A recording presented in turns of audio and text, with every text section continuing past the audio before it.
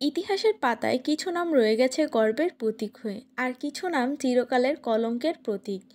এমনই একটা নাম হলো মীর জাফর, যে নাম উচ্চারণ করলেই মনে পড়ে বিশ্বাসঘাতকতার কথা। আজও কোনো বাবা তার ছেলের নাম মীর জাফর রাখে না। মীর জাফর আলী খান ছিলেন ইরানের বংশোদ্ভূত। তার পিতা ছিল সৈয়দ আহমেদ নাজাফি। মীর জাফর খান বাংলায় আসেন পারস্য থেকে। সেখানে তার সাহসিকতা ও কৌশলে তিনি আলীবর্দী খাঁর আস্থা অর্জন করেন এবং ধীরে ধীরে সেনাপতি পদে উন্নত হন। আলীবর্দী খাঁ তখন বাংলার সুবেদার, যিনি প্রায় 40 বছর ধরে দক্ষ ক্ষমতার সঙ্গে শাসন করেন।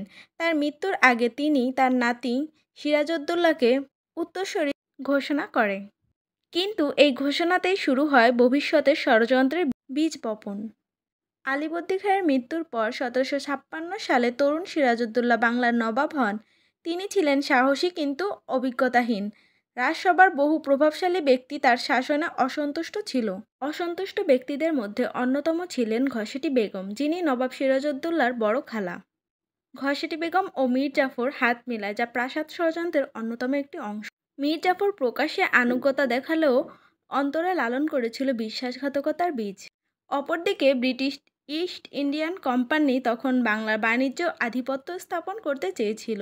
তাদের প্রতিনিধি রবার্ট ক্লাইভ গোপনে মীর জাফর, জগৎ শেঠ ও রায় দুর্লভের সঙ্গে যোগাযোগ করেন। চুক্তি হয়, যদি মীর জাফর যুদ্ধক্ষেত্রে সিরাজউদ্দৌলাকে পরাজিত করতে সাহায্য করেন তাহলে তাকে নবাব করা হবে।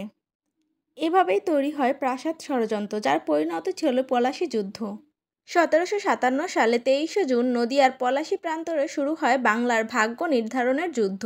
নবাব সিরাজউদ্দৌলার সেনাবাহিনীতে ছিল 50,000 সৈনিক, যার মধ্যে 47,000 সৈনিক ছিল মীর জাফরের অধীনে। অন্যদিকে ব্রিটিশদের সৈন্য সংখ্যা ছিল মাত্র 3,000। যুদ্ধের শুরুতে নবাবের পক্ষেই জয়ের সম্ভাবনা ছিল। মোহনলাল ও মীর মদন সাহসিকতার সঙ্গে যুদ্ধ করেন এবং শত্রুপক্ষকে পিছু হটিয়ে দেন। হঠাৎ করে আকাশে মেঘ জমে প্রবল বৃষ্টির সৃষ্টি হয়।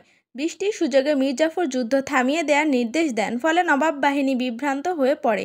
এই ফাঁকে ইংরেজ অতর্কিত হামলা চালায়। মীর মদন নিহত হন ও মোহনলাল বন্দী হন এবং যুদ্ধের পরিণতি হয় সিরাজউদ্দৌলার পরাজয়।